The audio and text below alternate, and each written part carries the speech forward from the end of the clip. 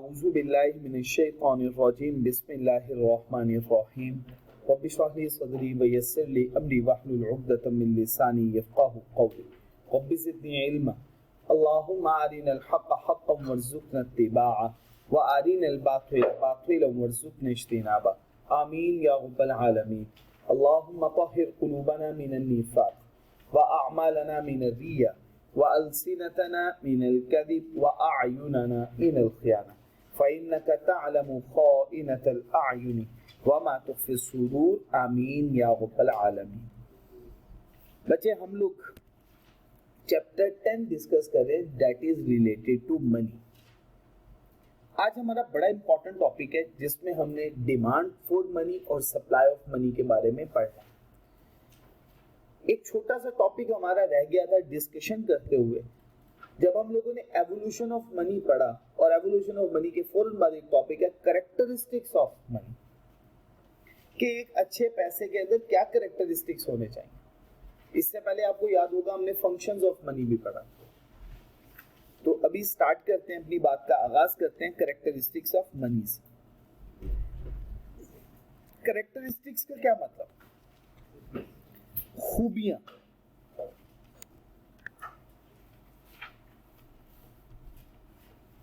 या तो हम ये भी तो कह सकते हैं खसूसियात। एक अच्छे पैसे की क्या खसूसियात है? हमने सबसे पहला कैरेक्टरिस्टिक इसका पढ़ना है जनरल एक्सेप्टेबिलिटी। आपको शायद याद होगा हमने वर्ड बोला था, ये लीगल टेंडर मनी होती है।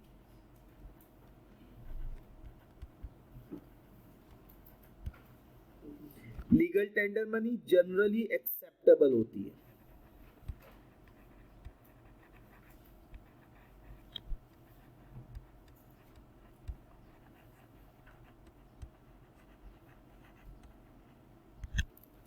Legal tender money generally acceptable. अच्छा, अब लीगल टेंडर मनी का क्या? पाकिस्तान की स्टेट की जमानत से जारी करदा। अब ये इसने अथॉरिटी दी है, ऑफिशियली ये पैसा है। कोई इंसान पाकिस्तान के अंदर रहते हुए ये इनकार नहीं कर सकता कि मैं रुपी नहीं रिसीव करूंगा, या वो ये नहीं कह सकता कि मैं रुपी को मानता ही नहीं। क्यों नहीं मानता?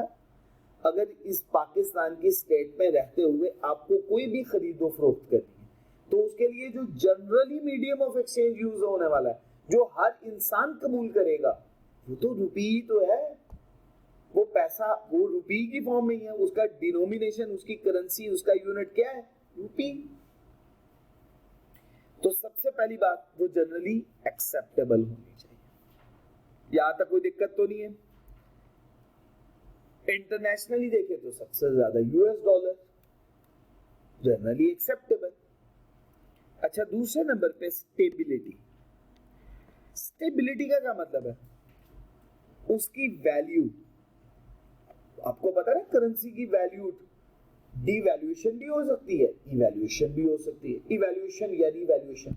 इवैल्यूएशन का क्या मतलब हुआ? उसकी वैल्यू का बढ़ जाना। जैसे रियाल की वैल्यू आजकल बढ़ रही है क्योंकि सीजन है हज का, लोग खरीद रहे हैं, डिमांड उसकी ज्यादा है, उसकी वैल्यू बढ़ रही है। लेकिन ऑन द अदर हैंड रुपी की वैल्यू क्या हो जाएगी? उसके ऑपोजिट, डेप्रिशिएट हो रही है, कम हो रही है, डीवैल्यू हो रही है। तो हम क्या बोलते हैं? ऐसी करेंसी जिसकी वैल्यू जल्दी ना कम हो, स्टेबल रहे, वो ज्यादा अच्छी मनी है। दूसरा कैरेक्टरिस्टिक समझ में आ गया? स्टेबिलिटी। दो बातें पढ़ी हुई। पहली बात क्या पढ़ी बच्चे? General acceptability. क्या मतलब? जनरली उसको हर जगह पे एक्सेप्ट किया जाता। और दूसरी बात, उसकी वैल्यू स्टेबल रहे। अब मैं ये बात पढ़ता हूं जरा। एक सबसे अहम कैरेक्टरिस्टिक है गुड मनी का, वो स्टेबिलिटी है। और ये लाइन तो पढ़ने की फिर जरूरत नहीं है। अगर value of money will be unstable, अगर पैसे की वैल्यू स्टेबल नहीं रहेगी या करेंसी की वैल्यू अनस्टेबल हो, then it can not perform its function as a measure of value. क्योंकि फिर ये फंक्शन मेजर ऑफ वैल्यू का तो परफॉर्म नहीं कर पाएगा। क्योंकि अगर करेंसी की अपनी वैल्यू कम हो गई तो फिर उस चीज को खरीदते हुए उतने पैसे थोड़ी देने पड़ेंगे, अब तो ज्यादा देने पड़ेंगे। तो फिर वो जो हम कहते थे यूनिट ऑफ अकाउंट, वो तो चेंज हो जाएगा, क्योंकि करेंसी की अपनी वैल्यू क्या हो गई, चेंज हो गई। तो ये कि वो मेजर ऑफ वैल्यू का फंक्शन फिर परफॉर्म नहीं कर पाएगी। खास तौर पे कौन सा फंक्शन, स्टैंडर्ड ऑफ डेफर्ड, जो उधार के पैसे किस में पे करने, फ्यूचर में अदा करना, क्योंकि लोग इस पे ट्रस्ट नहीं करेंगे लैंडिंग के टाइम पे और एक्सेप्टिंग के टाइम। बताइएगा कोई दिक्कत? अभी तक दो कैरेक्टरिस्टिक पढ़े, साथ साथ रिपीट कीजिएगा, नाम बताइएगा। पहला क्या है, शाबाश। दूसरा stability. Third one durability. Third one क्या है, ड्यूरेबिलिटी। ड्यूरेबिलिटी का मतलब क्या है कि जल्दी खराब ना हो, फटे ना जल्दी। सही हो गया, इसे क्या कहते हैं, ड्यूरेबल होना चाहिए। चाहिए, इसे हम इस्तेमाल कर सकते हो for extended period of time. ना ये डिटीरियोरेट हो, ना ही ये डिग्रेड हो ओवर द टाइम, खराब हो जाए, फट जाए, पुराना हो जाए, खस्ता हाल हो जाए, ऐसा ना हो, तो ड्यूरेबल हो गया। मुर्तजा भाई 3 बातें पढ़ ली हैं। पहला पॉइंट शाबाश, पहला रिपीट करें अगेन वंस, शाबाश। Second one stability, second one stability, again शाबाश। Third one durability, third one durability. 5 सब रिपीट कीजिएगा, जनरल एक्सेप्टेबिलिटी, स्टेबिलिटी, शाबाश। Fourth one divisibility. डिविजिबिलिटी का मतलब क्या है, बड़ी करेंसी से छोटी डिनोमिनेशन में इसे कन्वर्ट किया जा सकता है, इसे स्मॉल डिनोमिनेशंस में। जैसे मैं कह देता हूँ 5000 रुपीज है ना, 5000 रुपीज से मैं अगर 1000 के 5 नोट्स में उसे कन्वर्ट कर दूं तो क्या हो गया, ये डिविजिबल हो गया, डिवाइड कर दिया मैंने स्मॉल करेंसी यूनिट्स के अंदर, तो उसको डिवाइड किया जा सकता है, वो डिविजिबल होना चाहिए। ये भी बच्चे बात क्लियर होगी? पढ़ता हूं, money can be divided into small increments to facilitate exchange of a variety of goods. Next transportability. Transportability का क्या मतलब है, इसको कैरी किया जा सकता हो एक जगह से दूसरी जगह, हम इसको एक जगह से उठा के दूसरी जगह मूव कर सकते हो। ट्रांसपोर्ट बेसिकली उसी से ही वर्ड निकला है ना, तो इसे हम क्या बोलते हैं, ट्रांसपोर्टेबिलिटी। क्या वर्ड बोलेंगे, ट्रांसपोर्टेबिलिटी। क्या वर्ड बोलेंगे, ट्रांसपोर्टेबिलिटी। इसको एक जगह से दूसरी जगह कैरी किया जा सकता हो, मूव करवाया जा सकता हो। तो बच्चे रिपीट करें, सबसे पहला point general acceptability, second one stability, third one durability, fourth one divisibility and fifth one अच्छा जी ट्रांसपोर्टेबिलिटी। सबसे लास्ट पॉइंट आ गया नॉन काउंटरफिएटेबिलिटी। इसका मतलब क्या होता है, आपको पता है लोग इसकी जीरोक्स कॉपी बना देते हैं, रेप्लिका कॉपी बना देते हैं, पहचान ही नहीं जा सकती असली नोट कौन सा नकली नोट, इसको कहते हैं इसको कॉपी कर लेना। तो ऐसा नहीं होना चाहिए कि कोई इसकी डुप्लीकेट बना ले, इसकी कोई रेप्लिका कॉपी बना ले, वो कहलाएगी नॉन काउंटरफिएटेबिलिटी का करेक्टर। इसमें ऐसे हिडन इंप्रेशंस होने चाहिए कि कोई इसको आसानी से कॉपी या डुप्लीकेट इसका ना बना सके, ये कहलाएगा नॉन काउंटरफिएटेबिलिटी। जुबैर साहब रिपीट कीजिएगा, अभी तक 6 पॉइंट्स पढ़े हैं जी। पहला पॉइंट शाबाश जनरल एक्सेप्टेबिलिटी, अगेन एक दफा दोबारा रिपीट कीजिएगा। पहला point general acceptability, second one stability, second one stability, third one durability. Durability का मतलब क्या होता है, जल्दी खराब ना हो, शाबाश। फोर्थ वन डिविजिबिलिटी का मतलब क्या है, इसे स्मॉल करेंसी यूनिट में कन्वर्ट किया जा सकता हो, शाबाश। फिफ्थ वन ट्रांसपोर्टेबिलिटी, एक जगह से दूसरी जगह मूव करवाया जा सकता हो। सबसे लास्ट वन नॉन काउंटरफिएटेबिलिटी। ठीक हो गया जी। जवाब साहब रिपीट करते हैं, शाबाश शाबाश, ठीक हो गया, ठीक हो गया, ट्रांसपोर्टेबिलिटी और नॉन काउंटरफिएटेबिलिटी। ठीक हो गया जी बच्चे, किसी को कोई प्रॉब्लम? बच्चे आप राइट साइड पे, क्या नाम है आपका? आयशा, माशाल्लाह। आयशा बच्चे बताओ, शाबाश, ठीक हो गया, शाबाश, ठीक हो गया, ठीक हो गया। बात क्लियर हो गई जी बच्चे। तो अभी तक हमने 6 पॉइंट्स पढ़े, कोई दिक्कत तो नहीं है किसी को। अब बच्चे हम कॉन्सेप्ट सीखने वाले हैं डिमांड फॉर मनी का।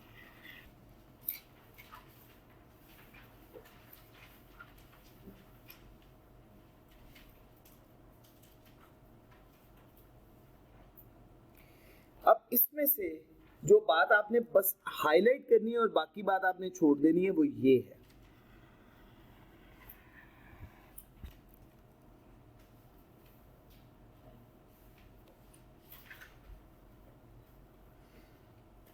इससे पहले हमें जरूरत नहीं है। कहता है although apparent structure demand for money का सिमिलर है कन्वेंशनल डिमांड, जो कि हमने डिस्कस किया माइक्रो इकोनॉमिक्स में, लेकिन कुछ इसके डिफरेंशियल फिक्चर हैं जो कि हम इस सेक्शन में डिस्कस करेंगे। तो जरूरत तो नहीं है ना ये बात पढ़ने की, क्रॉस कर दिया आपने। जो बात मैंने हाईलाइट की है दानियाल साहब इसका मतलब बताने लगे।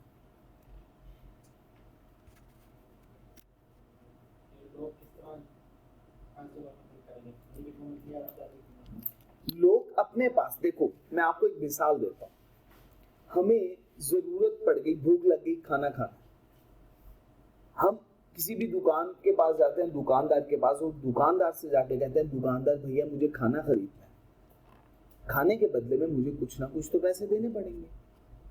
अब वो मुझे किसी ना किसी फॉर्म में पे करते हैं। इसका मतलब है मुझे ट्रांजैक्शन के लिए अपने पास कुछ पैसे तो रखने होंगे। वो पैसे मुझे किस हालत में रखने हैं, हमने ये फैसला करना। अब समझ आएगी बात की? हाउ पीपल चूज, कैसे लोग चूज करेंगे वेदर टू होल्ड वेल्थ, के वेल्थ को अपने पास होल्ड करके रखे, महफूज करके रखे, either in form of money, पैसे की सूरत में, और या किसी और एसेट की सूरत में। इसमें उन्हें काम करना पड़ेगा कॉस्ट एंड बेनिफिट एनालिसिस। क्या करना होगा? कॉस्ट एंड बेनिफिट एनालिसिस करना होगा।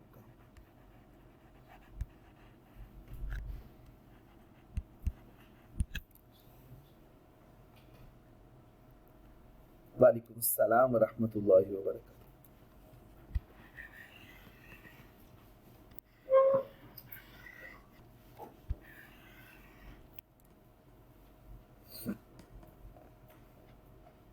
ठीक हो गया जी? तो अब इस पैराग्राफ में से आपको बात समझ में आ गई कितनी पढ़ने वाली है हमसे? हमने इसका फैसला कैसे करना है? रिलेटिव कॉस्ट एंड बेनिफिट के बेसिस पे।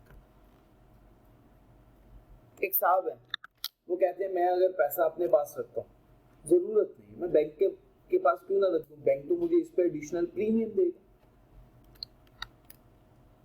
वो एडिशनल प्रीमियम मिलेगा मुझे।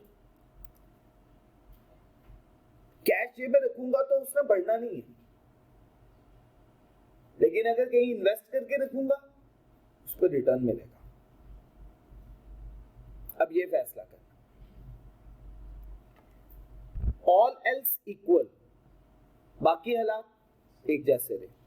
Demand for money is the amount of money, demand पैसे की, इसका मतलब होता है कितना पैसा। Which people wish to hold, जो लोग अपने पास रखना पसंद करते हैं। क्या करते हैं? अपने पास रखना जरूरी समझते हैं, मजबूरी के तहत, at a given time at different rate of interest. वो क्या कहलाएगी? डिमांड फॉर मनी की डेफिनेशन कहलाएगी। ये डेफिनेशन है उसकी। 2-4 दफा पढ़े इसको जरा जल्दी से। डेफिनेशन अब याद करनी चाहिए तो यहां से याद करनी चाहिए। The amount of money which people wish to hold at given time at different, repeat करें अहमद भाई, जरा ऊंची आवाज से पढ़े। Demand for money is the amount of money which people wish to hold at a given time at different rates of interest. सही होगा जी, समझ में आ गई बात? उजैर भाई रिपीट करें। Amount of money which people wish to hold at a given time at different rate of interest. सही होगा जी बच्चे? At a given time at different rates of interest. अभी बात करने लगे हैं उसके ऊपर। इंटरेस्ट टाइम पे डिपेंड करता है और वक्त के साथ ये चेंज हो जाता है, और वक्त के लिहाज से ये बढ़ता भी है। अगर इन्वेस्टमेंट की जाए 1 साल के लिए और इन्वेस्टमेंट की जाए 2 साल के लिए, तो प्रीमियम के अमाउंट में फर्क होगा या नहीं होगा? होगा, बढ़ेगी नहीं ये अमाउंट, वैसे भी फर्क होगा और बढ़ेगी भी। In other words, demand for money is the desired amount of holding. Demand for money वो पैसा है जो कि डिजायर, ख्वाहिश है कि अपने पास होना चाहिए फाइनेंशियल एसेट, कैश की फॉर्म में, बैंक की फॉर्म में या किसी और इन्वेस्टमेंट की फॉर्म में। अगेन एक्सप्लेन कर दिया इन अ नटशेल, कंक्लूड कर दे, बस ये बात हमारे लिए सबसे काम की बात है। Demand for money is the desire to hold cash और लिक्विड एसेट्स। कैश और लिक्विड एसेट्स। लिक्विड एसेट्स बचे, 2 तरह के एसेट्स होते हैं, एक होते हैं लिक्विड और एक होते हैं इलिक्विड एसेट्स।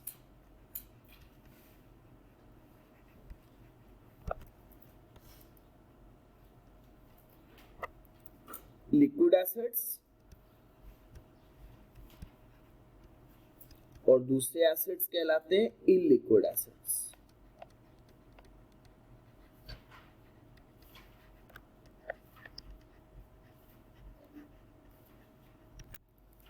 जैसे बच्चे कैश एंड बैंक, इसे क्या बोलते हैं? Liquid assets. लेकिन अगर मैं बोलूं प्रॉपर्टी प्लांट एंड इक्विपमेंट, ये कौन सा एसेट है?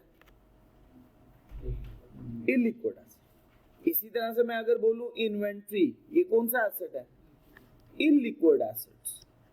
अगर मैं इस एसेट को बेच दूं तो मुझे उसके बदले में क्या मिल जाएगा? ये इलिक्विड एसेट को लिक्विड एसेट में कन्वर्ट करना उसकी लिक्विडिटी कहलाती है। क्या कहलाएगी? लिक्विडिटी। कुछ एसेट की लिक्विडिटी ज्यादा होती है, कुछ की कम होती है, कुछ बहुत ज्यादा लिक्विड एसेट्स होते हैं और कुछ है कि लिक्विडिटी मतलब वो टाइम पीरियड जिसमें वो इलिक्विड से लिक्विड में कन्वर्ट हो जाए वो कम टाइम होता है, जैसे इन्वेंट्री हो गई। लेकिन प्रॉपर्टी प्लांट एंड इक्विपमेंट उसका ज्यादा होता है।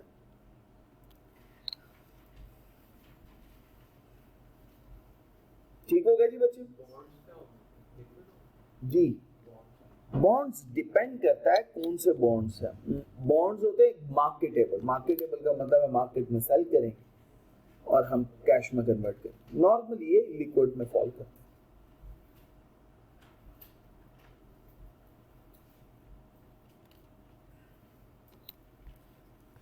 अच्छा बच्चे, डिमांड फॉर मनी को डिटरमिन किया जाएगा, उसके लिए हम कहेंगे determinants of demand for money. कितने डिटर्मिनेंट्स होते हैं डिमांड फॉर मनी के? बताइएगा। 4। कितने डिटर्मिनेंट्स हैं? याद रखनी है ये बातें, अपने पास लिख के रखनी है। कितने डिटर्मिनेंट्स हैं? कितने डिटर्मिनेंट्स हैं? 4। डिमांड फॉर मनी के कितने डिटर्मिनेंट्स हैं? 4 डिटर्मिनेंट्स। सबसे पहला level of interest rate, first one, second one price level, second one, third one level of real national, level of real national और pace of financial innovation, pace of financial, pace of financial. तो कितने determinants हुए? 4। पहला बच्चे level of interest rate, second one price level, third one level of real national output या real national income, fourth one pace of financial innovation या simple financial innovation. Repeat करो एक दफा दोबारा से। First one level of interest rate, first one level of interest rate, second one price level, third one real national income या output, fourth one pace of financial innovation. ये बात clear होगी जी बच्चे? कोई प्रॉब्लम तो नहीं है? अच्छा बच्चे, इंटरेस्ट अपॉर्चुनिटी कॉस्ट होती है ऑफ होल्डिंग लिक्विड एसेट्स। अगर हम लिक्विड एसेट्स को अपने पास इन्वेस्ट कर रहे, अपने पास रखें, इन्वेस्ट ना करें। चले इसी तरह से बात को समझ लेते हैं। एक साहब है, उनके पास 1 लाख रुपया मौजूद है, अपनी जेब में रख के बैठे हुए। अगर ये पैसे ये अपने पास ना रखते, बल्कि किसी जगह पे इन्वेस्ट कर देते और उस इन्वेस्टमेंट पे इनको रिटर्न मिलना था। इस इन्वेस्टमेंट के बदले में इन्हें रिटर्न मिलना था 10,000 रुपए का। वो 10,000 रुपए का रिटर्न इन्होंने सैक्रिफाइस कर दिया। क्या कर दिया? तो ये क्या बन गई इनकी अपॉर्चुनिटी कॉस्ट। क्या कहलाएगी? ये क्या है इनकी अपॉर्चुनिटी कॉस्ट। क्या कहलाएगी? Opportunity cost. तो हम पैसे को होल्ड करेंगे तो इतने रिटर्न हम क्या कर डालेंगे? हाँ, अपना लॉस सैक्रिफाइस कर डालेंगे। तो ये हमारी क्या बन गई? Opportunity cost. समझ आ गई? पैसे को होल्ड करेंगे तो जो रिटर्न आप स्किप कर रहे हैं, हासिल नहीं कर पा रहे हैं, वो रिटर्न कहलाएगा इसकी अपॉर्चुनिटी कॉस्ट। मैं एक और मिसाल देता हूं। आप यहाँ पे क्लास पढ़ रहे हो, इस टाइम पे अगर आप अपने घर होते तो सो सकते थे। अपनी नींद को सैक्रिफाइस कर। नींद आपकी क्या है? इकोनॉमिक्स की क्लास अटेंड करना। आपकी नींद क्या बन गई उसके लिए? Opportunity cost. अच्छा, अभी इसी तरह से मैं एक और एग्जांपल देता हूं। अगर आप इस क्लास में ना बैठते, क्लास ना लेते, आप कोई और एक्टिविटी परफॉर्म कर सकते थे जिससे आपको 10,000 रुपया इनकम जनरेट हो सकती थी। वो इनकम आप सैक्रिफाइस कर रहे हो। वो इनकम आपकी क्या बन गई? Opportunity cost of the class of economics. ये बात क्लियर है जी बच्चे? तो अपॉर्चुनिटी कॉस्ट है। तो कोई काम भी इस दुनिया में किसी भी अपॉर्चुनिटी कॉस्ट के बगैर नहीं होने वाला। तो इसको कहा जाता है टाइम मिसमैच, जो कि अल्लाह माफी फरमाए। देखिएगा, इंटरेस्ट अपॉर्चुनिटी कॉस्ट है of holding liquid rather holding cash. One can earn handsome amount of interest by lending it to someone else. अगर कोई कर्जे पे दे दे तो उसके अगेंस्ट इसके वो रिटर्न हासिल कर सकता है, वो रिटर्न सैक्रिफाइस करेगा। तो ये क्या बन जाएगी? Opportunity cost. Higher interest rate decrease the demand for money and vice versa. अच्छा, अगर बैंक वाले इंटरेस्ट रेट बढ़ा देंगे तो लोग ज्यादा डिमांड करेंगे कर्जों की? नहीं, कर्जों की डिमांड कम हो जाएगी, क्रेडिट डिमांड कम हो जाएगी। लेकिन अगर बैंक ने इंटरेस्ट रेट कम कर दिया तो लोग ज्यादा मांगेंगे, कहेंगे मुझे भी दे दो, मुझे भी दे दो। लोन के लिए इंटरेस्ट रेट अगर हम अपनी सेविंग करते हैं बैंक में, दोनों के लिए इंटरेस्ट रेट सेम होता है? जी बच्चे, इंटरेस्ट रेट का पैटर्न जो होगा वो इन्वेस्टमेंट के लिए भी देखा जाता है, सेविंग के लिए भी देखा जाता है। जैसे मैं अगर आपको एक एग्जांपल दूं, जैसे अभी आपने सवाल पूछा, अगर इंटरेस्ट रेट बढ़ेगा तो सेविंग का रेट बढ़ेगा या कम होगा? बढ़ेगा। लोग सेव ज्यादा करेंगे। क्यों? क्योंकि उस पर रिटर्न ज्यादा है। ये बात क्लियर है? अच्छा, अब सेविंग करके लोगों की कोशिश होगी ज्यादा से ज्यादा इन्वेस्टमेंट करें। अच्छा, अब इन्वेस्टमेंट जिसने इन्वेस्टमेंट करनी है वो आगे हेजिटेट कर रहा है। बोरोवर वो कहेगा कि भाई हाई इंटरेस्ट रेट है, मुझे इतना इंटरेस्ट रेट पे करना है, अभी तो मैं नहीं कर सकता हूं। तो वो कहेगा कि कम करोगे तो फिर ही मैं लूंगा आपसे। ठीक हो गया? तो कुछ इस किस्म का बिहेवियर होता है। सेविंग का इंटरेस्ट रेट के साथ डायरेक्ट रिलेशनशिप, बोरोविंग कॉस्ट का बोरोविंग के साथ इनवर्स। अगर इंटरेस्ट रेट बढ़ेगा, बोरोविंग की कॉस्ट बढ़ेगी तो बोरोविंग रेट कम हो जाए, और अगर बोरोविंग की कॉस्ट कम हो जाएगी तो बोरोविंग रेट ज्यादा हो जाए, लोग कर्जे ज्यादा लें। तो ये इसकी डिमांड और सप्लाई पर डिपेंड करता है। उसके अकॉर्डिंगली फ्री फोर्सेस पे ये इक्विलिब्रियम पॉइंट पे आता है, ये इक्विलिब्रियम पे डिटरमिन होता है। जी बच्चे, एग्जांपल आप खुद से पढ़ लेंगे इसकी। ये देखिएगा, सपोज मिस्टर जैन के पास 10 लाख रुपया, रेट ऑफ इंटरेस्ट इंक्रीज कर गया 10% से 20%। वो प्रेफर करेंगे क्या कर दें? कर्जा दे दें, ताकि इस पे ज्यादा से ज्यादा रिटर्न हासिल कर सकें, और वो उनकी क्या है? अपॉर्चुनिटी। अच्छा, दूसरा पॉइंट आ गया प्राइस लेवल। अभी तक हमने पहला पॉइंट पढ़ा है। पहला पॉइंट क्या है? Level of. पहला पॉइंट क्या है? Level of, level of. दूसरा पॉइंट क्या है बच्चे? Price level. अच्छा बच्चे, अगर इनकम लेवल बढ़ेगा तो लोग क्या करेंगे? वो अपने पास फिक्स्ड अमाउंट ऑफ मनी को ज्यादा रखना पसंद करेंगे या कम? क्यों? ताकि वो अपना लिविंग स्टैंडर्ड, ज्यादा से ज्यादा चीजें बाय कर सके। ऐसे ही करेंगे। Income level, depending upon their income level, people plan to hold a fixed amount of money to maintain their living standard. अच्छा, अगर इन्फ्लेशन का रेट बढ़ जाए, इन्फ्लेशन महंगाई हो जाए, तो चीजें महंगी हो जाएंगी, पैसे आपको ज्यादा रखने पड़ेंगे या कम रखने पड़ेंगे? ज्यादा रखने पड़ेंगे। तो ये डिपेंड करता है इन चीजों पे। तो बच्चे, इसका लेवल ऑफ इंटरेस्ट रेट का प्राइस लेवल के साथ इनवर्स रिलेशनशिप। क्या रिलेशनशिप है? इनवर्स। कौन सा रिलेशनशिप है? इनवर्स। मैं उसकी मिसाल इस तरह से दिया था।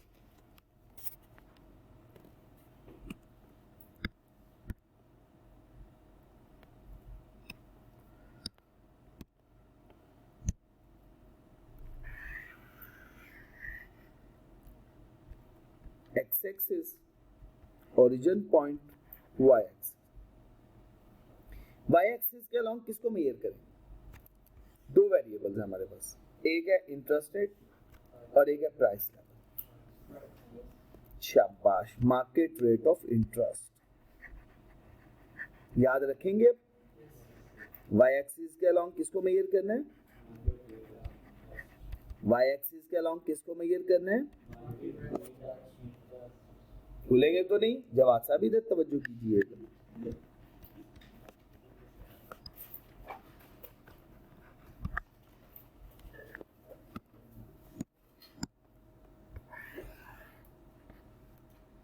ये है demand for money. Demand for money.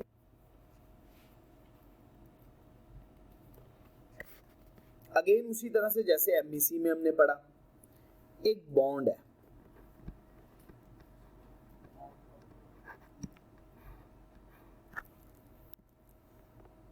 एक बॉन्ड। अच्छा बच्चे, बॉन्ड की कीमत है 91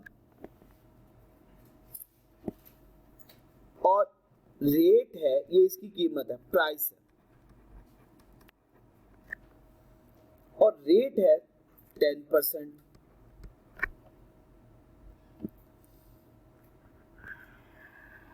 रेट कितना है? 10%। और कीमत कितनी अदा करनी पड़ती है? एक साल के बाद बताइएगा जरा मुझे, प्रिंसिपल की अमाउंट कितनी है, इन्वेस्ट कितना किया? 91। इस पे एडिशनल प्रीमियम कितना ऐड हो जाएगा? तो टोटल कितने पैसे रिसीव हो जाएंगे यूजर को? समझ आ गई? अच्छा, अब अगेन उसी तरह से अगर रेट हो जाए 10% की बजाय 20%, अब क्या इसकी प्राइस उतनी होगी? अगर रिटर्न 100 का ही मिले साल के बाद? नहीं, अब इसकी प्राइस क्या होगी? प्राइस तो फर्क होगी, क्योंकि रिटर्न कितना मिलना है साल के बाद? 100 रुपए का। अब इसकी कीमत होगी 83 रुपीज। वो कैसे?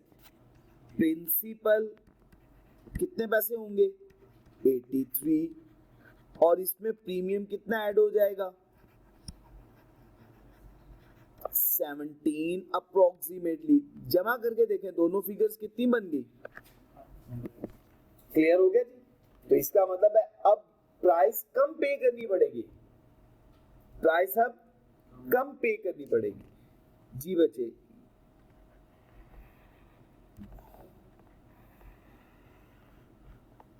ये बी पॉइंट है, रेट कितने? 83 और ये 20%। बात समझ में आई? तो अब ये देखिएगा, यहां पे क्या हुआ? रेट बढ़ा।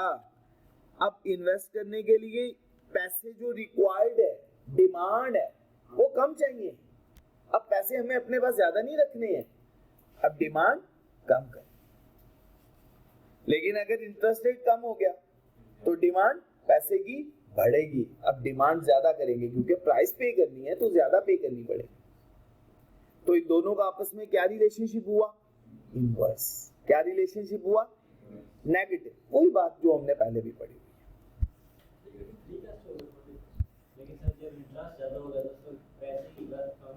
जी यही बात है ना, बिल्कुल आप सही कह रहे हैं, बहुत ही समझदार हो गए आप। देखिए जी दानियाल साहब 83 कैसे बना? 100 रुपीज साल के बाद रिसीव होना है। डिस्काउंट रेट है बच्चे 20%, एक साल के बाद रिसीव होना है। इसको डिस्काउंट कीजिएगा, अप्रोक्सीमेटली 83 रुपीज बनते हैं।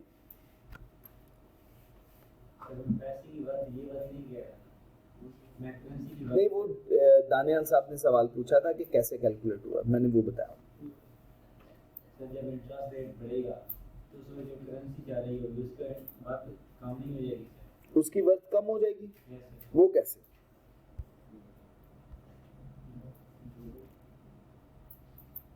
इंटरेस्ट रेट तभी बढ़ा है जब जो है करेंसी डेप्रिशिएट हो रही हो। हमेशा ऐसा तो नहीं होता, लेकिन आपकी बात ठीक है। इस गिवन सिचुएशन में आप बिल्कुल सही कह रहे हैं, सही फरमा रहे हैं।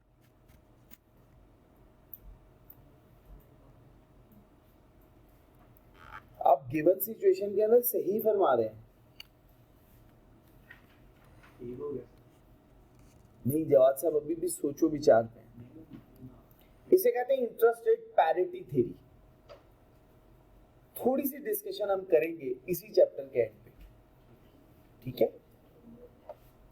बात क्लियर हो गई? अच्छा अब्दुल राफे साहब, आप माशाल्लाह से आज लेट आए, तो आपके आने से पहले हमने डिटर्मिनेंट्स पढ़े थे 4, क्या आपकी मौजूदगी में पढ़े? अच्छा, आपकी मौजूदगी में नहीं पढ़े। 2 बातें हमने पहले अभी डिस्कस की, एक है प्राइस लेवल और एक है मार्केट रेट ऑफ इंटरेस्ट। ये 2 डिटर्मिनेंट, इसके अलावा भी 2 डिटर्मिनेंट्स होते हैं। कौन से बचे? Level of real national output और दूसरा है पेस ऑफ फाइनेंशियल इनोवेशन। क्या है? Pace of financial. अब 2 का रिलेशनशिप तो देख लिया, बाकी 2 का हमने कहा अगर वो चेंज हो जाए तो ये डिमांड का कब शिफ्ट करेगा, या अपवर्ड डायरेक्शन में या डाउनवर्ड डायरेक्शन में। याद रखेंगे ये बात, इन दोनों की वजह से तो मूवमेंट होगी। लेकिन अगर पेस ऑफ फाइनेंशियल इनोवेशन बढ़ गई, क्या मतलब है पेस ऑफ फाइनेंशियल इनोवेशन? जिद्दत बढ़ी आगे। आप किसी भी दुकान में जाते हैं, आपको कैश देने की जरूरत नहीं, जैज कैश का QR कोड लगा हुआ है, स्कैन करें, पेमेंट आपके अकाउंट से उनके अकाउंट में ट्रांसफर हो जाएगी। आपको जरूरत है आज अपनी पॉकेट में पैसे रखने की? आप ट्रांजैक्शन करना चाह रहे हैं, आपके पास प्लास्टिक कार्ड मौजूद है, डेबिट कार्ड, क्रेडिट कार्ड मौजूद है, आप जस्ट स्वैप करें, अब तो जस्ट स्कैन होता है, ट्रांसफर हो जाएंगे आपके अकाउंट से पैसे उनके अकाउंट में ट्रांसफर हो जाएंगे। You do not need to अपने पास अब पैसा रखने की, पैसे को मेंटेन करने की, होल्ड करने की अब जरूरत नहीं है। You do not need to keep money, आपको अब पैसे रखने की जरूरत नहीं है। अब आपके पास जस्ट प्लास्टिक कार्ड्स है, आपके पास इसके अलावा जो और फैसिलिटीज है जैसे ई बैंकिंग हो गई, एम बैंकिंग हो गई, उसके थ्रू आप ट्रांजैक्शन कर सकते हैं। पेस ऑफ फाइनेंशियल इनोवेशन, जिद्दत बढ़ गई, बताइएगा डिमांड पैसे की बढ़ेगी कब होगी? राइज करेगा या फॉल करेगा? शाबाश, फॉल करेगा। एक्सीलेंट। अगर पेस ऑफ फाइनेंशियल इनोवेशन बढ़ेगी तो कब क्या कर जाएगा? एक्सीलेंट, बिल्कुल ठीक होगा जवाब साहब।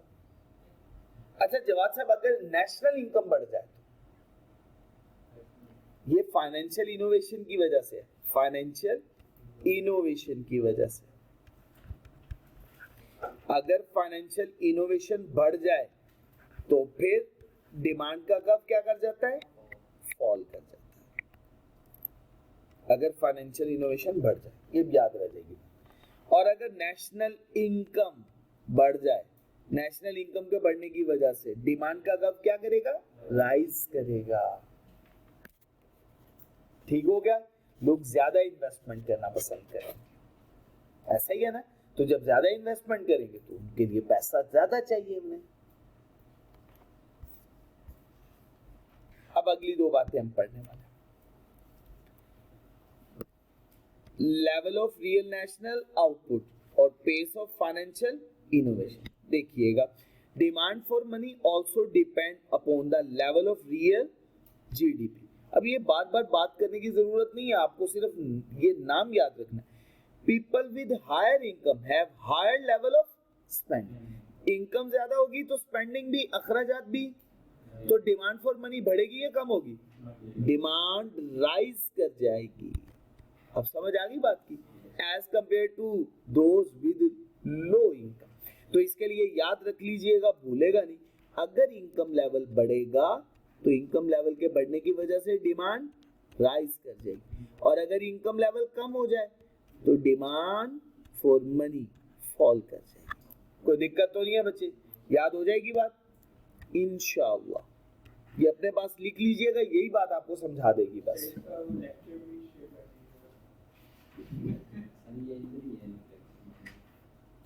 जी बिल्कुल ऐसे ही, इंशाअल्लाह आई ट्राई माय बेस्ट।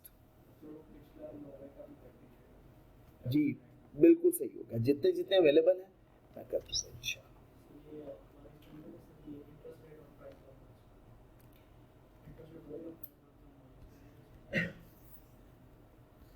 यार भाई आपको उठाया किसने? कोई बात कुछ नहीं होता, ऐसे मैंने मजाहतन बात बोली है, टेंशन ना लीजिएगा, मेरी बात का बुरा ना मनाइएगा। जुबैर साहब हमने कहा कि कीमत 91 रुपीस है, 91 है, कब होती है? जब इंटरेस्ट रेट क्या है? क्योंकि हमें साल भर के बाद मिलने कितने पैसे हैं? 100 रुपीस। अब एक अगर रेट बढ़ के 20% हो गया, अब इसका मतलब है कि आपको एक साल के बाद मिलने 100 रुपए ही है, लेकिन रिटर्न आपको मिल रहा है 20%। पैसे की वर्थ कम हुई तो ज्यादा रिटर्न मिलेगा ना आपको। जी बाहर आपको 20% रिटर्न मिल रहा है।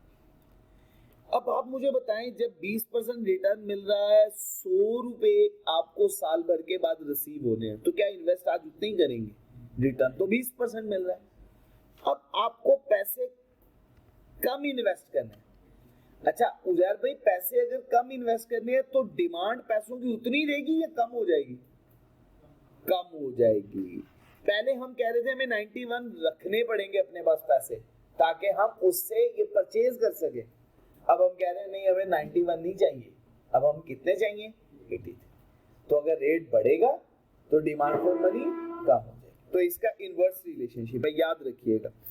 इंटरेस्ट रेट इंक्रीज किया, डिमांड फॉर मनी डिक्रीज होगी। ये लेकिन मूवमेंट होती है, ये याद रखिएगा, मूवमेंट अलोंग द डिमांड कम। इसके केस में ये बिहेवियर ऐसा नहीं, शिफ्टिंग नहीं होगी, तो ये गलत हो जाएगा, याद रख लीजिएगा। कॉन्ट्रैक्शन और एक्सटेंशन से बात को याद रखिएगा, जो मैंने मेंशन कर दिया, बिल्कुल ऐसे प्राइस लेवल और इंटरेस्ट रेट बिल दोनों का बिहेवियर से। अब आ गया बच्चे फाइनेंशियल इनोवेशन। फाइनेंशियल इनोवेशन का मतलब है ऑनलाइन फंड ट्रांसफर फैसिलिटी आ गई, एटीएम आ गया, ऑटोमेटेड टेलर मशीन्स आ गई, क्रेडिट कार्ड्स आ गए, तो फाइनेंशियल इनोवेशन हो गई। अब क्या लोगों को अपने पास कैश ज्यादा रखना है या कम? Will be less inclined. अब उनकी ख्वाहिश क्या है? इंक्लाइंड का क्या मतलब है? ख्वाहिश, डिजायर। अब उनकी ख्वाहिश क्या है? उनके पास पैसे ज्यादा होने चाहिए या कम? कम होने चाहिए। डिजायर, वो नहीं रखना चाहते अपने पास ज्यादा पैसे। फाइनेंशियल इनोवेशन बढ़ी, डिमांड फॉर मनी कम हो। कहां तक बात क्लियर है जी? ये आपके सामने बिहेवियर है। देखिए अलोंग वाई एक्सिस हम किसको मेजर करते हैं? Rate of interest. और एक्स एक्सिस के along money demand, price level. ठीक हो गया जी बच्चे, कोई मुश्किल बात? और बच्चे इसके अंदर शिफ्टिंग भी हो सकती है। शिफ्टिंग किसके अलावा? Other than rate of interest. वो दो फैक्टर्स हैं। पहला क्या पढ़ा था? Real national output. शाबाश, excellent. Real national output, first one, real national output. Second one बच्चे फाइनेंशियल इनोवेशन। अगर अकेला लिख दूं तो बात समझ में आ जाएगी। फाइनेंशियल इनोवेशन, अल्हम्दुलिल्लाह आप लोगों को बात समझा पाया। कोई दिक्कत तो नहीं है बच्चे यहां तक? ये देखिएगा, अगर इकोनॉमिक ग्रोथ हो जाए, लोगों की आमदनी इकोनॉमिक ग्रोथ में बढ़ती है कम होती है? बढ़ती है। अब वो कंजम्पशन बढ़ाएंगे या कम करेंगे? बढ़ाएंगे तो डिमांड फॉर मनी बढ़ेगी या कम होगी? एक्सीलेंट, देखें राइज कर गई।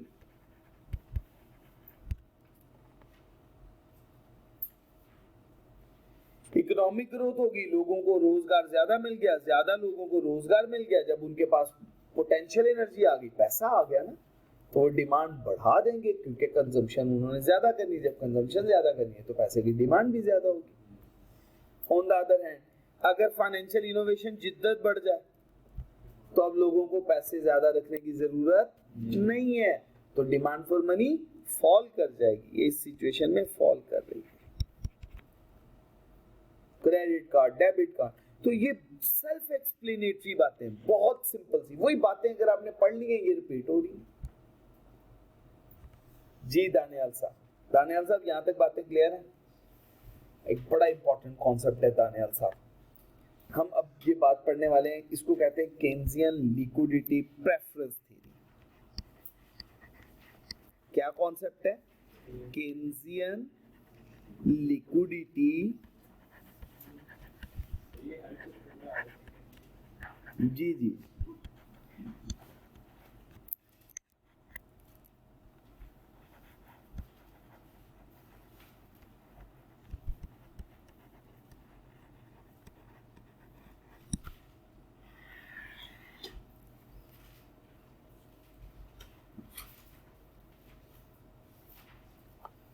इसकी लॉजिक समझनी है, बाकी हम रीडिंग करते हैं। जवाब साहब, केन से सवाल पूछा गया, केन साहब लोग अपने पास कैश रखना प्रेफर क्यों करते हैं? सवाल क्या है? लोग अपने पास कैश रखना प्रेफर क्यों करते हैं, जबकि फायदा किस चीज में, कि वो उस पैसे को इन्वेस्ट करे क्योंकि उसके ऊपर एडिशनल प्रीमियम मिलेगा। Why people prefer to hold money? क्यों लोग अपने पास पैसा रखना प्रेफर करते हैं? जबकि if they invest their money, they get additional premium on it. अगर वो इसको इन्वेस्ट कर दे तो इसको इस पे एडिशनल प्रीमियम भी रिसीव होना है, लेकिन फिर भी क्यों करते हैं? उन्होंने 3 वजूहात बयान की, उसको कहते हैं मोटिव्स। क्या वर्ड बोलते हैं? मोटिव्स। 3 मोटिव्स हैं जी उनके। कितने मोटिव्स हैं? 3 मोटिव्स। सबसे पहला मोटिव ट्रांजैक्शनल मोटिव। कौन सा मोटिव है? पहला कौन सा मोटिव है? Transactional motive.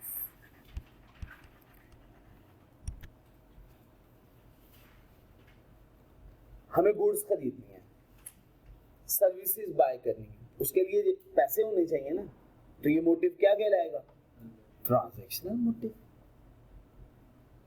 इरशाद साहब, इसका इंटरेस्ट रेट के साथ पॉजिटिव रिलेशनशिप है या नेगेटिव रिलेशनशिप?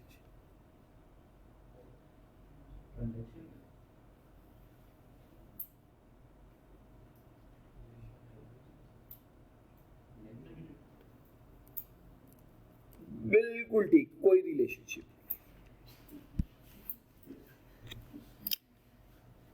वो क्यों? देखो, अगर इंटरेस्ट रेट बढ़ जाए तो अब्दुल राफी साहब भूख ज्यादा लगेगी या थोड़ी? है ही नहीं इसके साथ ताल्लुक, भूख का ताल्लुक है नहीं है, तो इसका मतलब है इसका इसके साथ कोई ताल्लुक है ही नहीं। ट्रांजैक्शनल मोटिव का इंडिपेंडेंट टू इंटरेस्ट रेट है। यहां तक कोई मुश्किल बात तो नहीं है, दिक्कत तो नहीं है। अच्छा, अब दूसरा, एक्सीडेंटल प्रॉब्लम्स हो जाती है, जैसे मोटरसाइकिल पंचर हो गई, पेट्रोल खत्म हो गया, सर में दर्द शुरू हो गई, उसके लिए मुझे मेडिसिन बाय करनी है, इसे कहेंगे प्रिकॉशनरी मोटिव। क्या वर्ड बोलेंगे? Precautionary motive. क्या वर्ड बोला? Precautionary motive. प्रिकॉशनरी का मतलब हुआ एहतियाती तदाबीर के तौर। अच्छा बच्चे, लास्ट वन, इन्वेस्टमेंट करनी है, अगर कोई अच्छी अपॉर्चुनिटी मिली तो पैसे होंगे तो उसी वक्त इन्वेस्टमेंट कर लेंगे। Speculative motive. इसका इंटरेस्ट रेट के साथ रिलेशनशिप होता है।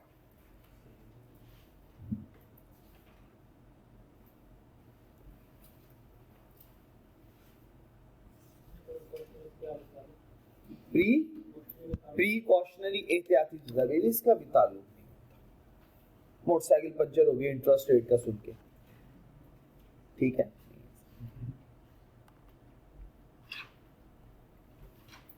लेकिन बना दिया जाता है, एक्चुअली है नहीं।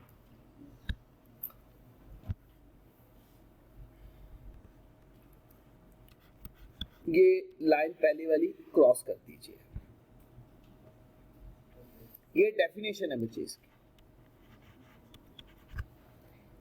People prefer to hold cash rather than assets that are illiquid. They will, however, be paid a premium to hold more illiquid assets. लोग प्रेफर करते हैं कि वो अपने पास लिक्विड एसेट रखें, जबकि फायदा इलिक्विड एसेट रखने में है, क्योंकि इलिक्विड एसेट पे एडिशनल प्रीमियम मिलता है। बात क्लियर होगी?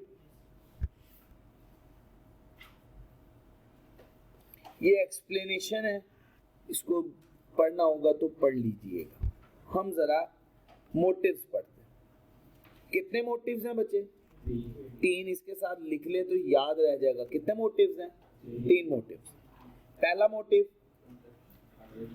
दूसरा, थर्ड वन, शाबाश, पहला ट्रांजैक्शन, दूसरा, थर्ड वन, पहला people need money to make regular payment. Regular payment के लिए अंडरलाइन करें जो बात मैं अंडरलाइन कर रहा हूं, रेगुलर पेमेंट्स के लिए, डे टू डे ट्रांजैक्शन के लिए। लोगों को पैसा किस लिए चाहिए? हाँ, डे टू डे ट्रांजैक्शन की रेगुलर पेमेंट के लिए चाहिए। जैसे वो प्रिस्क्राइब्ड एक्सपेंडिचर के लिए अपने पास पैसा रखता है। अच्छा, अब ये पैसा वो रखते हैं, डायरेक्टली प्रोपोर्शनल होता है नेशनल इनकम के ऊपर। अगर नेशनल इनकम ज्यादा है तो डिमांड भी ज्यादा करेंगे।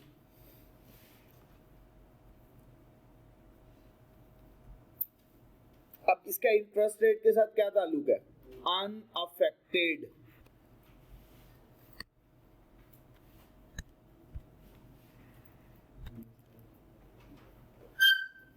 इंटरेस्ट रेट के चेंज होने से इस पे कोई इफेक्ट नहीं।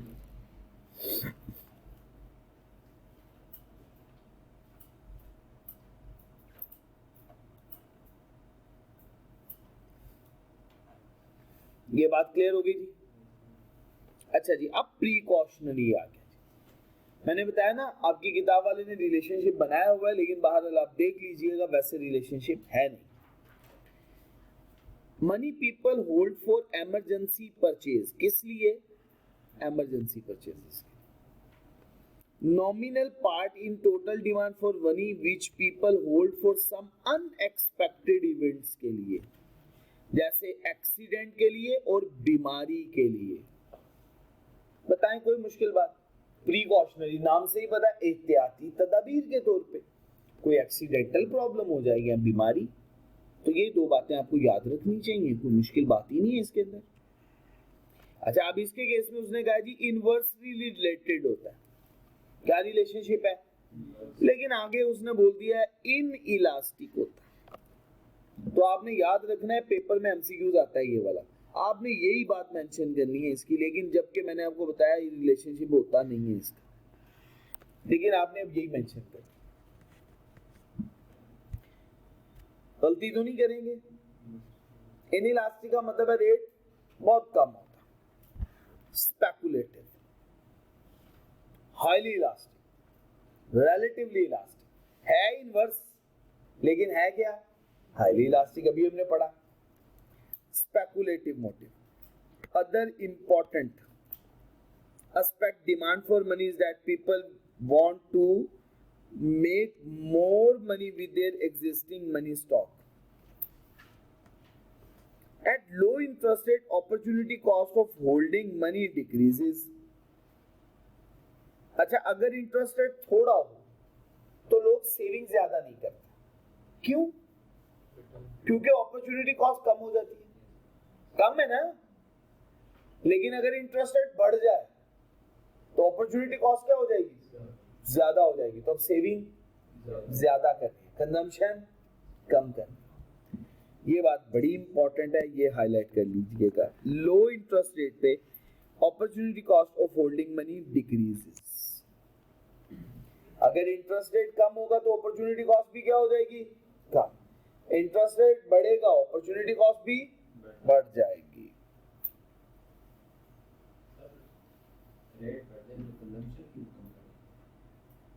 इंटरेस्ट रेट बढ़ेगा जब हमने सेविंग बढ़ानी है, क्योंकि हमारी अपॉर्चुनिटी कॉस्ट ज्यादा है। अब हमने पैसा ज्यादा सेव करना है और इन्वेस्टमेंट करनी है उसके बदले, तो फिर उसके लिए हमें कंजम्पशन ही कम करनी पड़ेगी ना, तभी सेविंग होगी। क्लियर हो गया जी? इंटरेस्ट रेट बढ़ेगा, सेविंग बढ़ेगी तो कंजम्पशन। इंटरेस्ट रेट कम होगा तो लोग कहेंगे फायदा ही कोई नहीं है इन्वेस्ट करने का, रिटर्न तो है ही नहीं, रिटर्न तो मिल नहीं रहा, सेव करने का कोई फायदा नहीं। अब क्या करो, कंजम्पशन। बातें क्लियर हो गई बच्चे? कोई मुश्किल बात यहां तक? आखिरी बात जो इससे रिलेटेड है, इससे रिलेटेड इनवर्सली रिलेटेड होती है, और लेकिन होती क्या, रिलेटिवली इलास्टिक। इनवर्सली रिलेटेड है लेकिन बच्चे रिलेटिवली इलास्टिक।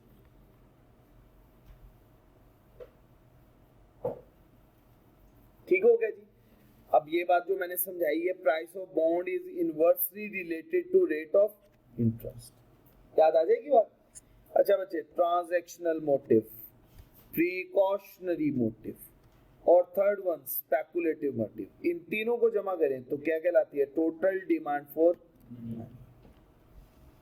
ये कहलाएगी total demand for money.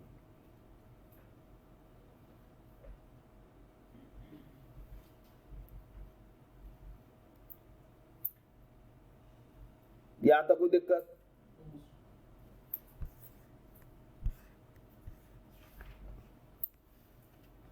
Abdul Rafe साहब, अगर इंटरेस्ट रेट बढ़ जाए, इंटरेस्ट रेट के बढ़ने से सेविंग बढ़ती है कम होती है, और कंजम्पशन बिल्कुल ठीक हो गया। अगर इंटरेस्ट रेट कम हो जाए तो सेविंग और कंजम्पशन नॉर्मली यही होता है, कोई दिक्कत किसी भी बच्चे। केन्स ने एक सिचुएशन का जिक्र किया, उसने कहा कि इंटरेस्ट रेट क्या था, सेविंग क्या होनी चाहिए, सेविंग लो, लेकिन सेविंग हाई हो गई। ये तो थ्योरी में बताया था, लिक्विडिटी प्रेफरेंस थ्योरी में ये बात बोली थी, स्पेकुलेटिव मोटिव में इंटरेस्ट जब हमें प्रीमियम मिल रहा हो तो ये तब सेविंग रहेगी ना, तो अगर लोन पे इंटरेस्ट लो तो हम अपनी सेविंग के लिहाज से बात कर रहे हैं ना, पैसा तो हम यही कह रहे हैं ना, why people prefer to hold cash. लोग अपने पास कैश रखना पसंद क्यों करते हैं? ठीक हो गया ना?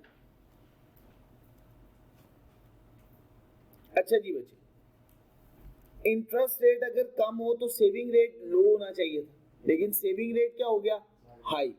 अब आप मुझे बताएं, क्या लिक्विडिटी प्रेफरेंस थ्योरी अप्लाई हो रही है? केन साहब परेशान हो गए, उन्होंने कहा मेरी थ्योरी ट्रैप हो गई। नाम क्या रख दिया, लिक्विडिटी ट्रैप थ्योरी। क्या वर्ड बोला, लिक्विडिटी ट्रैप थ्योरी।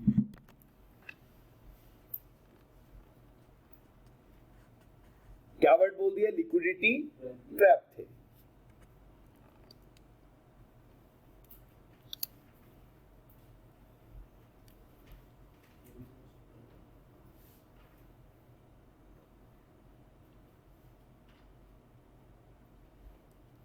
जी बच्चे, यहां तक कोई दिक्कत तो नहीं है, कोई कंफ्यूजन? अच्छा, अब ऐसा क्यों हुआ, ट्रैप थ्योरी क्यों अप्लाई हो गई, ये क्यों ट्रैप हो गई? उन्होंने कहा इसके अंदर उसकी कुछ वजूहात हो सकती है। पहली वजह, इकोनॉमी इज अनहेल्दी। इकोनॉमी क्या है, अनहेल्दी है। अच्छा, अब इकोनॉमी अगर हेल्दी ना हो मुर्तजा भाई, जैसे कोविड-19 के केस में घर बैठे हुए, अब घर बैठे हुए ये नहीं समझ में आ रही, डेली स्ट्रेस का शिकार हो गए। आप लोगों को तो नहीं पता, क्योंकि आप लोगों को तो ये टेंशन नहीं थी कि खाना कहाँ से है। जब तक की सेविंग है, अगर ये सेविंग पूरी खा ली तो बाद में बच्चों के लिए खाना कैसे लेके आएंगे। आपको तो ये थी टेंशन, स्कूल नहीं जाना, पेपर कोई नहीं होने, आपको तो मौज लगी हुई थी, घर बैठे हुए थे। अच्छा, अब जो लोग हैं वो, उनको तो वालिदैन को, बाकी हर एक को परेशानी पड़ी हुई है, जिसके ऊपर जिम्मेदारी है कि उसने रोजगार चलाना है, घर की देखभाल, उसकी तो टेंशन लगी हुई है। उसकी तो कोशिश थी मुझे खर्चा ना ही करना पड़े। पता नहीं ये सिचुएशन कितनी प्रोलॉन्ग हो जाए, कितने अरसे तक प्रीवेल कर जाए। डेली खबरें लगा के बैठे रहते होते थे, आज कोई अच्छी खबर सुनने को मिले, आज कोई अच्छी खबर, कोई मार्केट खोलने के लिए दे, कोई इजाजत तो दे हमें। अब लोग क्या कर रहे हैं, इंटरेस्ट रेट बहुत थोड़ा कर दिया उन्होंने। अब यहाँ पे भी सेविंग रेट क्या है, हाई, क्योंकि लोग कोशिश कर रहे हैं कि जितना बचाया जा सकता है बचाओ। पता नहीं क्या सिचुएशन बनी। इकोनॉमी क्या है, अनहेल्दी। फर्स्ट वन सिचुएशन क्या है, इकोनॉमी अनहेल्दी। जुबैर भाई बड़े गुस्से से देख रहे हैं, और वाकई ये बात बड़ी परेशान कुन थी तब। आपने तो ये फेज देखी हुई है, वो के अभी शायद 3-4 साल पहले की बात है आप लोगों के लिए तो, लेकिन हाँ 3 साल कह लें मैक्सिमम। लेकिन आप लोगों को याद होगी ये सिचुएशन वाकई है आप लोगों को, लेकिन ये टेंशन नहीं थी, ना स्कूल जाना, ना कॉलेज जाना, ना पेपर होने। हाँ, और जब स्कूल खुलने थे बच्चों को टेंशन शुरू हो रही थी जी। ये बड़ी परेशान कुन बात थी। अच्छा जी, बी, एक और भी हो सकती है बात। उसको लग रहा था कि ये हालत जो इंटरेस्ट रेट कम हुआ है ना, ये टेम्परेरी है, बाद में रेट ने क्या हो जाना है, हाई हो जाना। कैसे ही हाई होगा, हम दोबारा क्या कर देंगे, इन्वेस्टमेंट कर देंगे। दो बातें समझ में आ गई। फर्स्ट वन क्या है, इकोनॉमी अनहेल्दी। दूसरी बात, ये सिचुएशन टेम्परेरी है, फिर रेट बढ़ेगा, दोबारा इन्वेस्टमेंट करेंगे। इसको ओवरकम करने के लिए 3 स्टेप लिए जाते हैं। मैं साथ साथ रीडिंग करके आपको समझा देता हूं। लिक्विडिटी ट्रैप एक ऐसी सिचुएशन है जहां पे प्रीवेलिंग इंटरेस्ट रेट लो हो, इंटरेस्ट रेट क्या हो और सेविंग रेट क्या हो जाए, हाई हो जाए। जब रेट थोड़ा था तो सेविंग रेट तो लो होना चाहिए था, लेकिन हाई हो गया। उसने मॉनेटरी पॉलिसी को इनइफेक्टिव कर दिया, मॉनेटरी पॉलिसी अप्लाई ही नहीं हो रही। Liquidity trap refer the situation of an economy जहां पे इंटरेस्ट रेट लो हो, उसे कहते हैं क्रिटिकल रेट ऑफ इंटरेस्ट। याद रख लीजिएगा, बड़ी इंपॉर्टेंट बात है। अगर इंटरेस्ट रेट लो हो तो उसे क्या बोलते हैं, क्रिटिकल रेट ऑफ, बिल्कुल ठीक हो गया। That any effort to decrease in interest by increasing money supply become useless. Keynes के मुताबिक liquidity trap, people wait for good time, लोग इंतजार कर रहे हैं अच्छे वक्त के लिए ताकि वो इन्वेस्टमेंट करेंगे। They prefer to hold liquid asset, cash balance, which make monetary policy ineffective. ठीक हो गया। अब देख लें, रेट थोड़ा हुआ, रेट थोड़ा हुआ और उसके लिए वो डिमांड पैसे की क्या कर रहे हैं, यहाँ पे वेट कर रहे हैं। ये लिक्विडिटी ट्रैप थ्योरी होगी।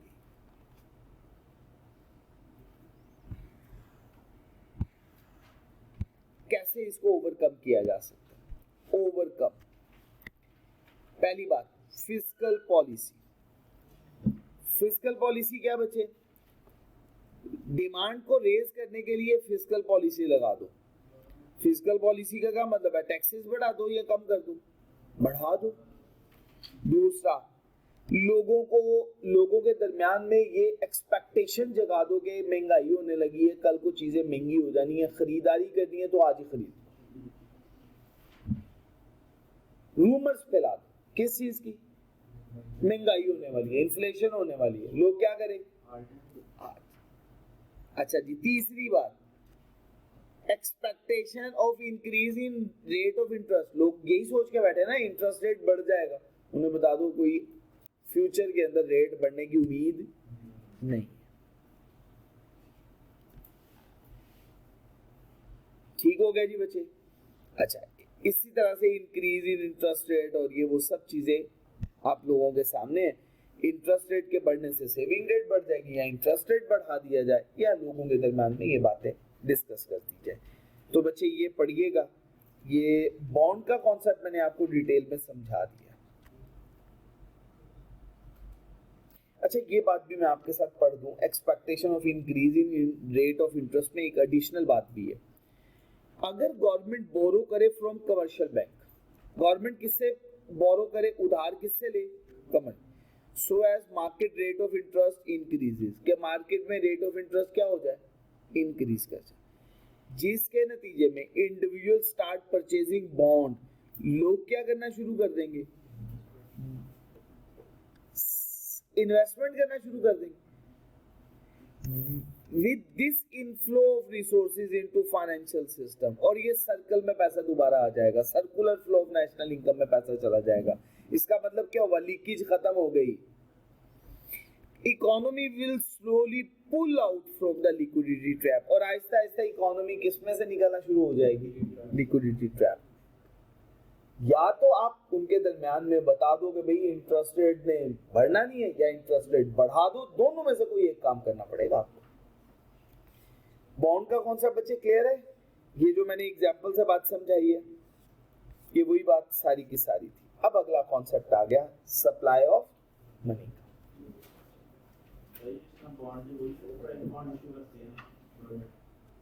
वो प्राइस ऑन प्राइस बॉन्ड होता है। एक होते हैं PIBs, FIBs, Pakistan investment bond, ये उनकी बात हुई जिसपे एक प्रॉपर कूपन रेट होता है, मार्केट का रेट होता है, उसकी बात की जाती है। जी बिल्कुल ऐसे। अच्छा बच्चे, ये कॉन्सेप्ट है सप्लाई ऑफ मनी का, बड़ा इंटरेस्टिंग कॉन्सेप्ट है, अच्छे तरीके से सुनिएगा जी इसको। आऊज़ु बिल्लाहि मिनश शैतानिर रजीम, बिस्मिल्लाहिर रहमानिर रहीम।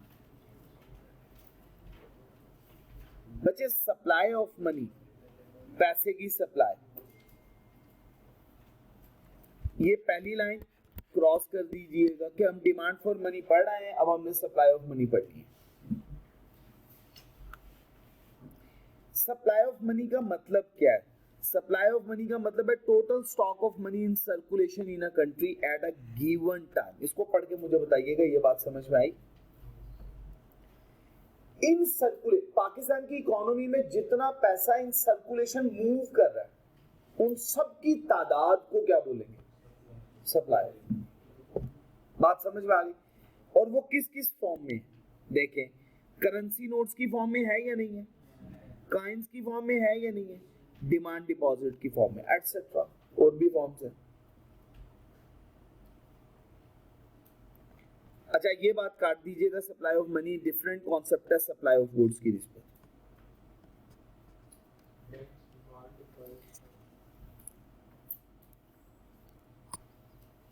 ठीक हो गया जी बच्चे?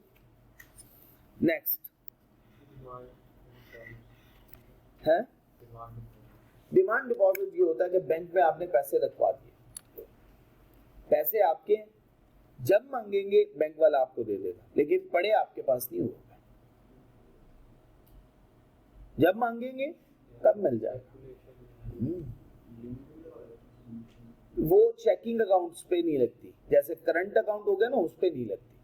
वो जो लिमिट्स लगती है, जैसे अगर आपका करंट अकाउंट का बैलेंस है तो आप विदाउट एनी लिमिट, जैसे बैंकर्स होते हैं, कंपनीज हो गई, कंपनीज अपना अकाउंट करंट अकाउंट ओपन करवाते हैं, उस पर कोई लिमिट नहीं, क्योंकि उनको सर्विस चार्जेस पे करने पड़ते होते हैं अपना अकाउंट बैंक के पास मेंटेन करवाने के लिए।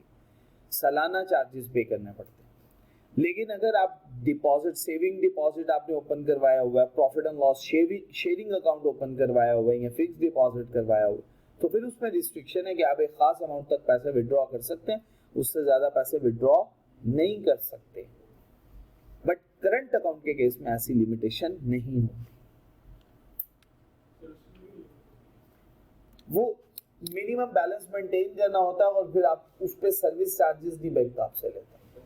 आपको ऑफर करता है कि अगर आप 25,000 रुपीज अपने अकाउंट में हर टाइम पे मेंटेन करें तो सालाना चार्जेस नहीं होंगे आपको इसके ऊपर एडिशनल प्रीमियम भी मिलेगा। फिर आपको 25,000 रखना पड़ेगा, लेकिन अगर आपने विड्रॉ कर लिया तो आप पे फाइन भी इंपोज किया जाएगा। ठीक होगा जी? अच्छा जी बच्चे, बिस्मिल्लाहिर्रहमानिर्रहीम। अच्छा बच्चे, सप्लाई क्या है? मैं आपको एक एग्जांपल देता हूँ। एक दुकानदार है, जूस मैन्युफैक्चर करता है और जूस सेल करता है। जुबैर साहब गए, जाके एक जूस का ग्लास बनवाया, गर्मी का मौसम था, जूस पी लिया। अब ये कंजम्पशन हो गई। क्या ये जूस जो इन्होंने कंज्यूम किया है ये किसी और को सर्व किया जा सकता है? नहीं, खत्म हो गई बात। वो गुड तो कंज्यूम हो गई। तो गुड्स के केस में सप्लाई का कॉन्सेप्ट डिफरेंट है। पैसे के केस में सप्लाई का कॉन्सेप्ट ऐसे नहीं है कि एक दफा हो गई बात, कंज्यूम, खत्म। तो ये बात अब जरा सुनिएगा। Supply of goods once gone into someone hands may be consume. एक दफा सप्लाई किसी के पास आ गई, वो कंज्यूम हो जाएगी। एंड अबॉलिश्ड परमानेंट, और फिर वो परमानेंटली क्या हो जाएगी? खत्म हो जाएगी। अबॉलिश्ड, खत्म हो गई, परमानेंटली खत्म हो गई। लेकिन सप्लाई ऑफ मनी का कॉन्सेप्ट ऐसा नहीं है। Supply of money even it is used as many times, कई दफा वो सप्लाई ऑफ मनी क्या हो सकती है? जैसे आपको याद होगा मल्टीप्लायर में हमने कॉन्सेप्ट पढ़ा था।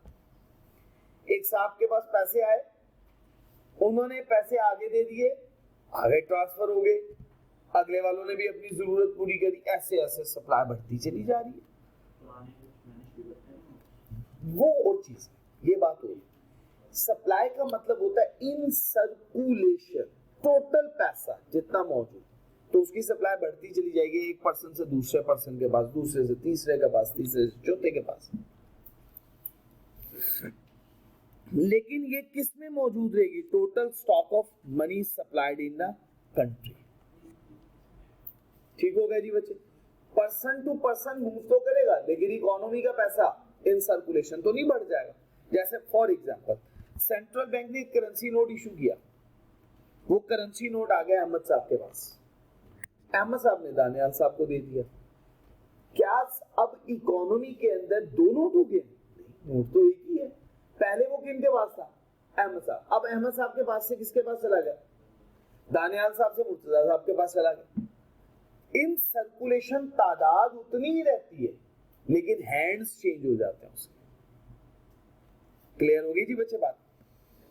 तो बच्चे हम पढ़ने लगे हैं, इसमें 4 फॉर्म्स हैं इसकी। कितनी फॉर्म्स हैं? 4 फॉर्म्स, 4 कैटेगराइजेशन।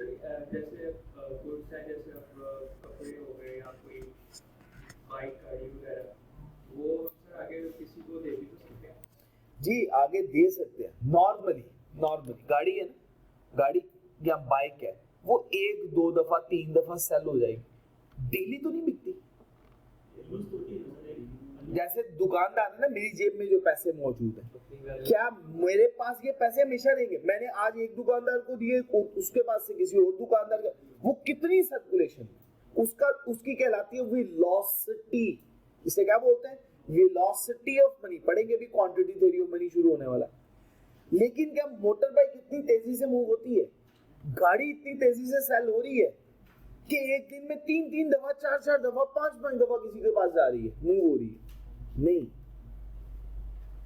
ये बात क्लियर होगी ना जी? अच्छा बच्चे, इसमें 4 कॉन्सेप्ट्स हैं डिफरेंट टाइप्स के। एक है ट्रांजैक्शनल मनी, इसको M0 बोलना है। चेकिंग अकाउंट M1 बोलना है। Saving deposit M2, large time asset M3। बात क्लियर? पहला पॉइंट अब जरा देखिएगा।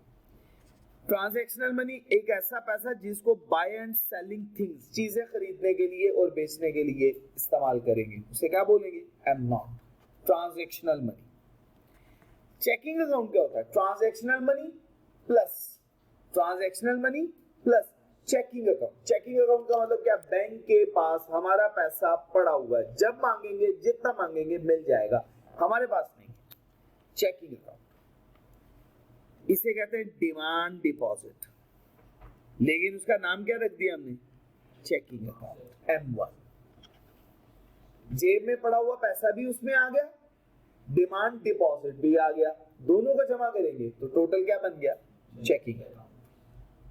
एटीएम कार्ड वगैरह और चेकिंग अकाउंट जी एटीएम कार्ड वगैरह भी हो सकते हैं, लेकिन नेचर पे डिपेंड करता है। मैं profit and loss saving account open करवा लूं और उसका एटीएम कार्ड इशू करवा लूं तो लिमिट लग गई ना कि मैं एटीएम से इतने पैसे विड्रॉ कर सकता हूं। बात कार्ड की नहीं होती, बात अकाउंट नेचर। जब आप पैसे विड्रॉ करने के लिए जाते हैं किसी भी पेमेंट सिस्टम के तहत, वो आपसे पूछता है नेचर ऑफ अकाउंट क्या है तुम्हारा, पूछता है ना। करंट अकाउंट है, profit and loss saving account है, डिपॉजिट है, कौन सा है? फिर उसके अकॉर्डिंगली ट्रांजैक्शन हो जाती है आपकी। सही हो गया जी बच्चे। थर्ड वन आ गया सेविंग डिपॉजिट। जो आपने ये दो बातें शामिल की हैं, ये तो एज इट इज आ गई M1 में, और इसमें एक और बात ऐड हो गई, टाइम डिपॉजिट। एक खास टाइम के लिए आपने डिपॉजिट सबमिट करवा दिया, उससे पहले वो विड्रॉ नहीं कर सकते, इसे हम क्या बोलेंगे? Saving deposit. अब सेविंग डिपॉजिट तक ये तीनों बातें इकट्ठी होके M3 में आ गई, और इसमें M2 में आ गई। ये किस में आ गई? M2। और इसमें ऐड किसको कर दिया? Long term securities, fixed deposit. ये बात क्लियर होगी। पहला क्या था बच्चे? ट्रांजैक्शनल, दूसरे नंबर पे checking account, third one saving deposit, और लास्ट पे बिल्कुल ठीक है। यहां तक कोई मुश्किल बात तो नहीं है बच्चे?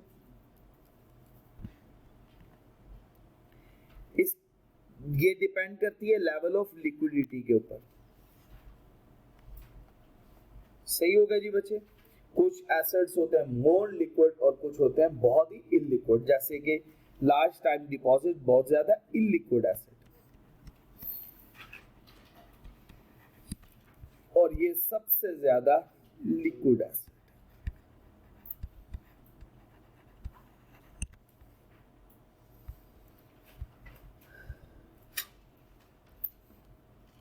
बच्चे ये टॉपिक मैं आप लोगों को इंशाल्लाह मॉनेटरी पॉलिसी के साथ पढ़ाऊंगा।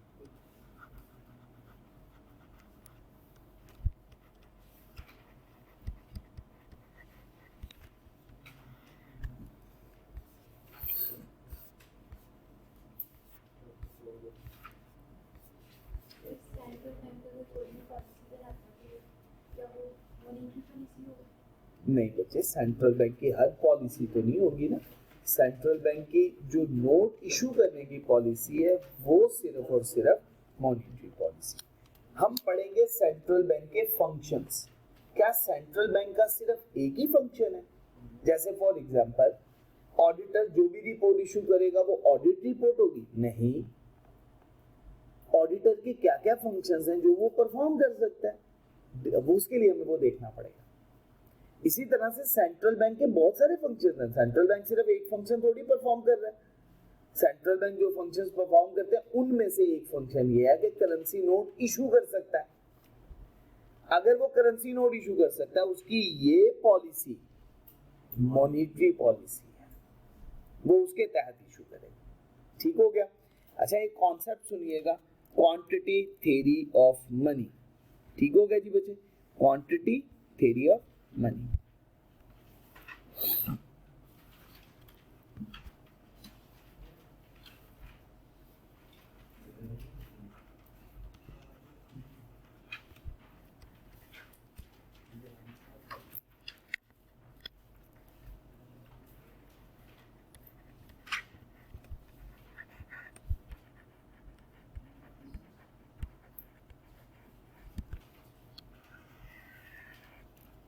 ये चैप्टर्स बहुत इंपॉर्टेंट है, कोई भी बात इसकी नहीं स्किप करनी है आपने। ठीक है, इसके साथ जो चैप्टर नेक्स्ट 12 है वो मैं पढ़ाने के बाद जो टॉपिक रह गए वो मैं ज़रूर डिस्कस करूँगा इंशाल्लाह इसके साथ। अच्छा जी बच्चे, quantity theory of money, Irving Fisher ने ये थ्योरी प्रेजेंट की।